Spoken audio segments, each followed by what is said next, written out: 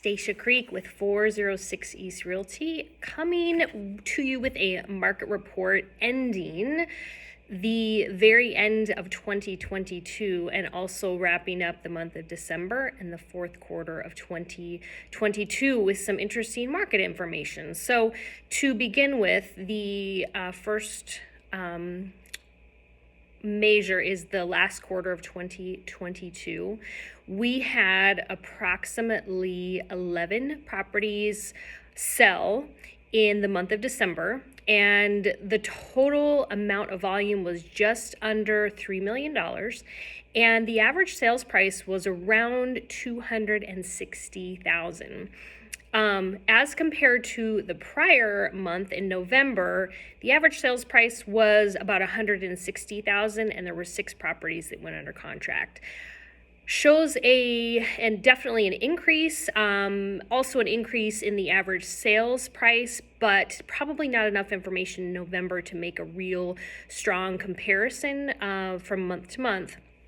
But if we look at the fourth quarter home sales, so the last 3 months of 2022, the total volume was just about 6.4 million, and the average sales price in the last quarter was right around 240,000.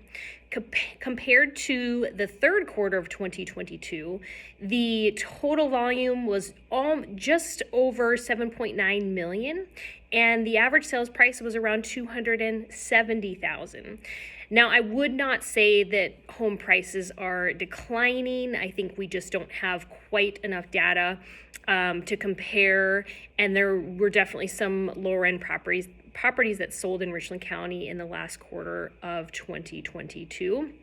A good example of what I'm talking about is there are currently 4 properties under contract in Richland County, and all of those properties are listed at $300,000 or higher. So that's an interesting viewpoint. It shows that the higher end properties are definitely holding value, and that seems to be where the demand is in the last 30 to 60 days.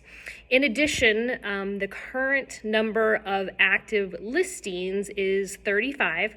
As compared to November, it was 30.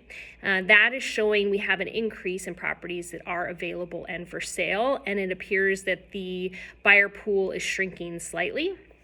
There are still many active buyers in the marketplace as well, though, and that is reflected by a slight decline in the 30-year fixed interest rates, which were, they had approached and went over 7% just a few months ago, and they are down about 0.5% from the high, and they're riding right around, it looks like the 6.5 or the 6.75%. So they're not terrible, and there are still very good interest rate options available for first-time home buyers, including fixed for 5 and fixed for 7-year loan programs. So be sure to visit with your mortgage professional to inquire about saving on your long-term interest rates. And as always, if you have any questions, feel free to message me directly at 406-478-8020.